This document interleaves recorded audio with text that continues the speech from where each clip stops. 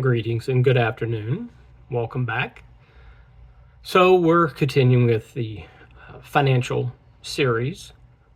Today, obviously, by the title of this, we're focused on savings and emergency funds, building that financial safety net to get you through, hopefully, get you through the hard times.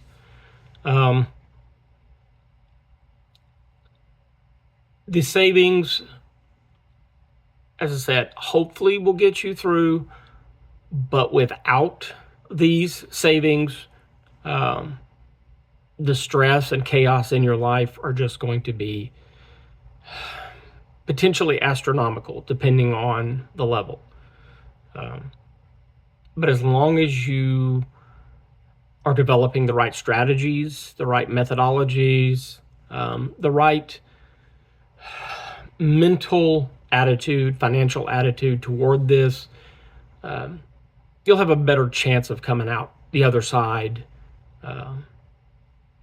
if not in a better position, at least not so much worse off that you and your family are in financial ruin. So, just the topic, why is this essential? Why do you need to bother with it? I mean, if you've lived this long without financial issues, surely you'll make it the rest of your life, right? Yeah, no. It's financial security, to put it bluntly. Whether it's savings or, as we're going to talk about, and as I talked about in the previous video, emergency funds. And I want this topic to be different for you, your savings versus your emergency funds. But as we go along, we'll kind of break that down. It's not just about putting cash to the side. It's about reducing stress during potentially some of the worst times in your life. I won't say securing your future. You might hear that. I won't say that. But it's mainly, in the way I look at it at least, it's reducing your stress. If you can go into a stressful situation, a loss of a job, you need a new car, you need a new house, something, a major like fire, flooding, and you have to replace a lot of stuff, at least financially, you can sit back and go, okay, I'm ready for it. We can handle it financially. Emotionally, there's other aspects well beyond the scope of what I'm going to talk about here. I mean, life is completely unpredictable. I mean, medical bills, car repairs, loss of a job, as I was saying, it's in the financial world, especially investing, it's called black swan. Black swans do happen, but they are rare. Hopefully they are rare in your life as well. But creating this savings, creating these emergency funds gives you that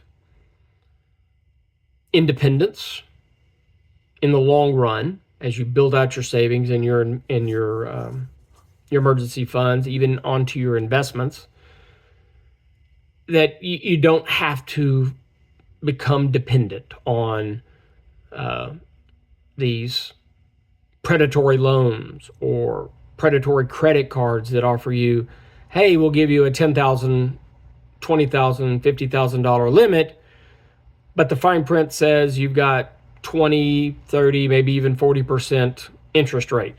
You're never going to pay that off. That's the idea. You'll be paying for it the rest of your life, no matter how old you are.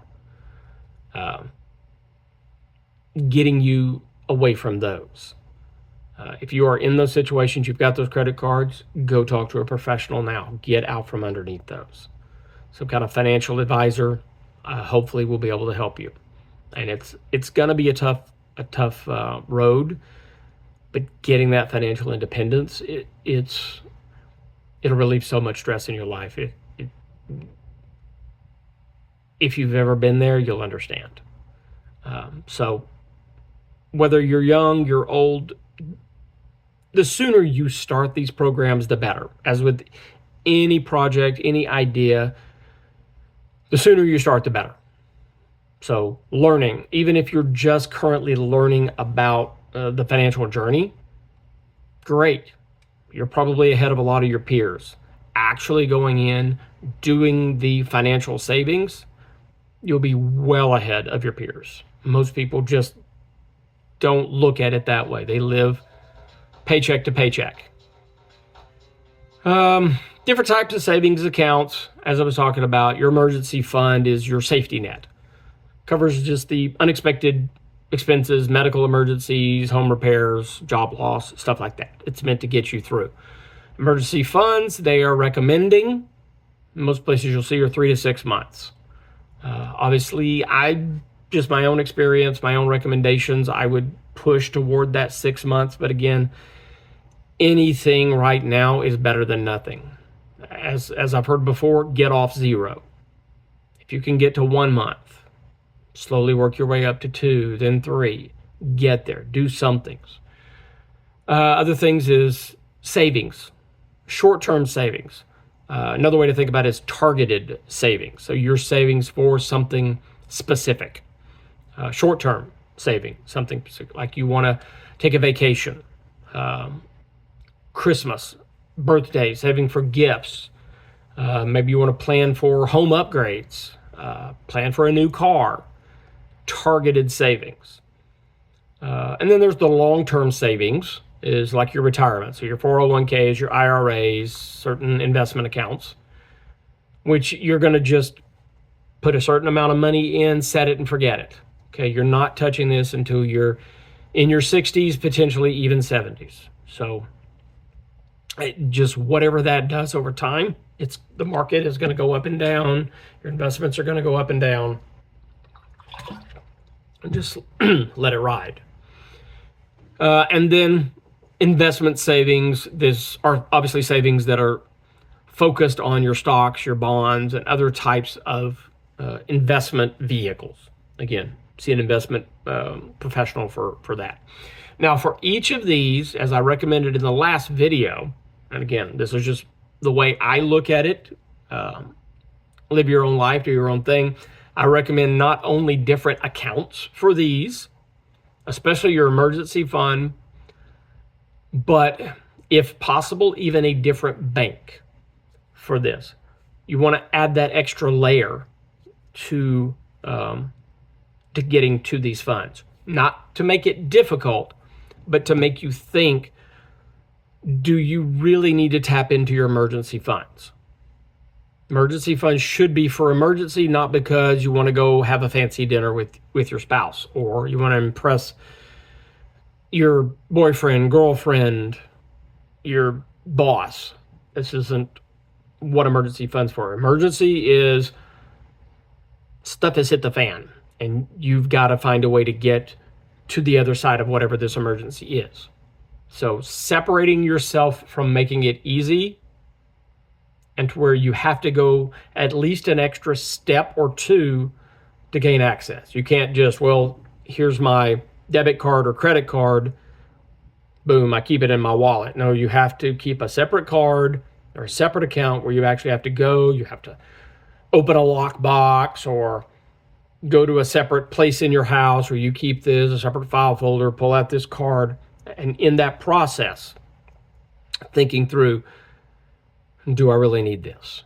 Do I really need this? Do I really need this? And this is will help you avoid some scams as well, but I'm not going to cover that in this lesson. Just kind of an extra step to prevent the emotional roller coaster you're probably going to go through for certain purchases. How much should you save? Well, as I've talked about many times in the previous video, this video, the aim is for 3 to 6 months. If you can do more than that, get her done. But get off 0. That's the primary thing. Start small. $20 here, $10 here. Get something in your emergency savings. Think about, make it a part of your life. Make it a habit. Every week, put in your plan. And this goes back to my previous video of budgeting. Budget for your emergency funds. And in that budget per week, how much are you going to put in per week? $10. That's fine. It's something. It gets you off of zero. How much are you going to do per month? Include that in your plan. Have a plan. You're going to hear me probably say something along those lines through all these videos. Have a plan. Have a budget. Stick as close to it as you can.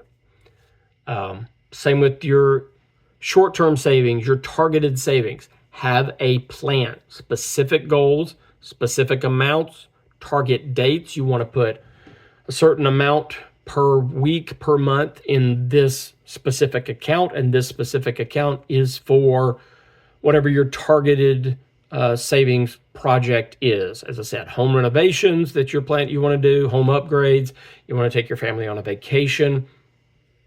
Plan on it. Work backwards. So say a year from now, you want to take your family on a vacation somewhere in Europe, okay? Figure out, what does it cost to do that vacation right now? Then step back through your plan. Okay, say you need, just as a round number, say you need $10,000 to do this vacation. You go there, see all the sites you want to see, and be able to come back, okay? It's going to cost you $10,000, okay? So over that 12 months, how much do you need to be saving per month to get there? Say, just for easy numbers, say $1,000 a month. Or yeah, say the trip is $12,000, so you want to save $1,000 a month. Okay, $1,000 a month needs to go in there. Okay, how much per week? Well, that's $250 per week to get you $1,000 a month. Okay, do you need to break it down even more than that? Probably not, but you see kind of where I'm going with this. Have a plan, have a budget, and do your damnedest to stick to that budget, that plan for any of this. Retirement savings, as I talked about in the previous, and this kind of goes with your investments as well, that 50-30-20 portfolio allocation, your asset allocation, 50% toward your needs. 50% of your income goes towards your needs. So your mortgage, your car payment, your child care, anything you need to, at a minimum, live your life. Groceries, for example. And then the 30-20, as I talked about before, your 30 is for your wants. To try to get that, I try to push toward a 25-25, or even flip it completely and have even 20% of your wants toward your wants. Now, don't deprive yourself. Money is for enjoyment. Okay. Yes, you have requirements you have to use it for. We all do. But try to have fun with it as well. That's, enjoy life with it. But understand where your boundary really needs to be, where that line needs to be. So for retirement, for investments, retirement, I believe the recommended is between 10 to 15% of that, your investment. So that 20%, the 50-30-20, that 20%, 15% of that, 15 to 10, 15, maybe even 20% of that amount towards your retirement. Obviously, if you can do more, you're going to be a lot better off when you get to retirement age. But of that initial, that 50-30-20, that 20%, 15 to 10, 15, 20% of that toward your retirement. And then it's broken down. I may cover that in later videos, how to break down that portion of your asset allocation, the recommended by a lot of the research I've seen. And the same thing with investments. There's a certain percentage of your investments of that's recommended. So, but just have that plan and stick to it. So steps to start saving. How do you start? As I said, get off zero. Go back to the previous video. Budget. Start with a budget. Track your expenses and the various expenses. So your needs, what expenses are in that needs column? You can't get by without paying these. Obviously, you need food, you need water, so groceries. You're going to need, if you have car payments, you have to pay those. Mortgage or rent, you got to pay that. Okay. And then you're breaking out into your other just general expenses. If you go out to eat on occasion, or you buy your favorite video game just came out in the next series, track those expenses. Know where your money goes. Find a good budget calculator, or create one for yourself to know where your money goes. That'll be the first step to your savings plan. Next, as I talked about, have a goal or a milestones that you're looking at. Maybe your ultimate goal is to have $12,000 for the vacation next year. Your milestones that you're looking along the way are $1,000 a month to get there. For anything. And again, that's going to apply to your, whether it's your targeted savings or your emergency funds. Have that plan, have those milestones that you're looking for. Once you cross certain milestones, psychologically, that'll give you some kind of a boost. You'll be like, and it will add up over time, and you're not going to notice it on the day-to-day, the week-to-week. But when you look at your milestones and you're like, I just have $5,000 in here. I'm doing this. Wow. It will get to you. I guarantee. If you've never done this, there are those moments you're going to have. So have that plan, have it set up, have it automatic.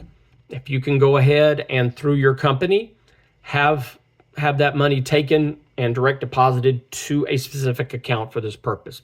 Emergency funds, targeted savings, whatever reason. Just have it taken right out of your paycheck. You don't even see it. You just, monkey doesn't see where it goes. And over time, you're going to look at that account. Oh yeah, how much do I have in this? 12 months later, $1,000 a month. You can take that vacation and you didn't even realize it. So kind of be thinking about ways you can automate your life financially to make it easier for yourself. Obviously, as I've said before, cut unnecessary expenses. Any video out there you're going to watch about this is going to tell you, cut back on your lattes. There was something, a book I read once called about the latte factor. It's the avocado toast factor of today. Instead of going out to have coffee at your favorite barista, make it at home. Try to figure out how to make the coffee at home. It'll save you some money in the long term. Buy big bags of ground or whole bean coffee. Do your own grinding at home. Buy your own avocados. Make your own avocado toast at the house. Figure out what you like and make it at the house. It'll save you a lot of money. But occasionally, as I said, go out and have fun with it. A lot of these expenses, yes, they're unnecessary from a financial standpoint, but from a psychological standpoint, you want to enjoy your life. All right, you just don't want to be stuck in the house saving like Scrooge McDuck. Enjoy it. And then the other thing is high yield savings accounts. Look into those. Now, there are a lot of requirements. Some require a minimum of $1,000, $5,000, $10,000, and then they may require you to leave it. Don't touch it for X number of months. But look in to see what's available for you through your own bank or even through other banks. Don't be afraid to use more than one bank. You're shopping. You're shopping for what's best for you. Don't always go back to the same place, because odds are there's something better out there for you financially you can find. Now, maybe you're just getting such amazing service at your bank that you know these people personally. You can go to them and discuss this. Good. Maybe they can hook you up with something better. But shop around. I mean, that's what the free market is about nowadays. So the emergency fund, as I talked about, create your milestones for your emergency fund. That 3 to 6 months is kind of your ultimate, but it doesn't have to be the last. Just because you get 3 to 6 months worth of savings for your emergency fund doesn't mean you're done. Doesn't mean you stop. But start. Get off zero. Start small. $10 here, $100 a month, $10 a month, anything. Get started. Increase it hopefully as you progress in life, in your job, as you reduce your expenses. Try to increase that amount that you're putting toward this emergency fund. Find ways to get to those different milestones faster. Even if it's like a short burst, like you got an extra pay or a bonus for something, shove that into your emergency fund. You weren't going to get it in the first place. Now it's going to be working for you in possibly some of the worst times of your life. Do everything you can to work toward that financial freedom, that financial security. So I've harped on that. I rolled through that. Kind of the same idea, just presented hopefully in multiple ways. Now we deal with mistakes. Mistakes that people have made. Hopefully mistakes you can avoid. Not having a clear goal. As you heard me say many times, have a goal. I prefer using milestones. That's my own personal thing. I have a video about that. I'll try to link it, try to remember to link it below. Have milestones. Little accomplishments along the way. A goal, for me personally, a goal is kind of like quick, you get there and then you stop and you're done. Milestones, this is a marathon, an ultra marathon. You've got 100 miles, 1,000 miles. Those little milestones give you energy to get to the next milestone. Even if it's $100 you have saved, that you plan on saving, and you show yourself over the course of a month, hey, I saved $100. That'll give you that little boost. Every time you meet the milestones that you have for yourself, and keep yourself accountable to those milestones, right? Don't just say, I want to save $1,000 over the course of the next 3 months. Okay. Now you're the boss of yourself. Hold yourself accountable.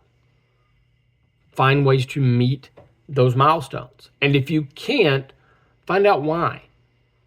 Did you put too much toward this milestone? Did you assume too much in making this milestone? I mean, make them realistic, but make them. This is the short way of saying it. Make your milestones. Meet your milestones. Focus on that. Another common mistake is dipping into those savings, the emergency funds, when it's not really emergency. You want the new gaming console. You want the new car. You have enough in the emergency funds. You could go do it. Just don't. It's not worth the mental strain you will avoid to leave that in your emergency funds, in your targeted savings. Don't touch those. Okay? Psychologically, you're trying to meet your milestones. This little temporary enjoyment is probably not worth it. If that's something you really want, add another savings for it. Say you want the new gaming console. You want the new game coming out. save for it. I mean, these companies tell you months, if not years in advance, except for, Elder Scrolls. We're still waiting, 10 years? And every year it's coming out. But plan for it. If you were planning for Elder Scrolls, you should be able to afford several $1,000s worth of the new game if you had started planning after you finished Skyrim. But plan. Have a plan. Stick to it. I'm as I said, I'm going to harp on this. In probably every one of these lectures, I'm going to say something about having milestones, having plans, even having goals. Stick to them. Have them. First off, have them. However you want to do that. If you want to have a notebook, physically writing stuff down, that tangible asset to it. If you want to have an Excel document, if you want to have a Word document, if you want to put stuff on your calendar and say, on this date, have $1,000, and then double check that account. Keep yourself accountable. The other thing that's a little more difficult to remember to do throughout your life, throughout the course of even the year, much less your entire life, is adjusting your plan over time. Again, I was talking back in the previous lesson. I recommend, if you haven't watched that, go back and watch it. Your budget. Okay, you are the corporation. You are your business. Have a business meeting, even if you are the only one in your family. Have a meeting with yourself. Sit down. Put a mirror across from yourself if you want. Have a meeting with yourself. Every month, at least every month. Am I budgeting correctly? Am I allocating my funds correctly? Get those savings, get that meeting going, and adjust. If you're like, okay, say you accepted a new position or you got a promotion at your job, adjust your savings, adjust your budgeting for that emergency fund, because you're probably, if you've got a new position, maybe you've bought something new that you have on a recurring payment. Well, you need to adjust your emergency funds to cover that. Limit that, of course, as we've talked about. Limit anything that's unnecessary as much as you can. Over time, it will add up. But have a plan. Have the milestones set somewhere where you can keep yourself accountable, and have your monthly meeting with yourself. If you have a family, have your monthly meeting with your family. Even if it's just you and your spouse, have that meeting with your spouse. If you've got kids, it's never too early to start getting them into understanding finances. It's never too early. Yeah, they're going to I want a lollipop, I want to go buy a lollipop, or I want to save for the new game or whatever. Have them in this conversation. Help them understand the aspect of budgeting and saving for what you want. All right, that will go so much better for them in the long term. They're not going to get it at first. Of course they're not. We have teenagers out there that don't understand it, 20-somethings, 30-somethings that don't understand this. Get your kids involved early. Bring them in, help them feel important, and bring them into the family. Don't shoot down their ideas. Help them understand how their ideas should grow and how they should modify. And the last one for the mistakes, as I've mentioned multiple times, again in the previous video and in this video, don't keep all your savings in one place. At least have different accounts. Go to the bank and say, hey, I want to start a specific account for emergency funds. And I want to have an allocation coming out of my paycheck of this amount. Have a specific targeted savings account for the vacation you want to take, or a new car, or something like that. All right. Don't pile it all in one savings account or one checking account. Separate your money. Allocate your money. Again, the different piles of money for different things. You're going to see this in just about every reference of a financial book you're ever going to read.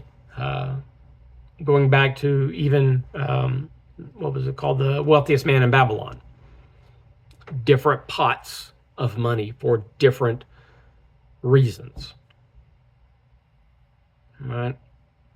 Again, I don't want to go too far and too long into this. I think I've hammered a lot of this stuff home enough that I'm hoping you're starting to see what you need to be really looking at. If you're not already, if you are, great. You're ahead of the curve from a lot of people, as we see throughout the economy right now. But I'll say one last time: get off zero. Start something.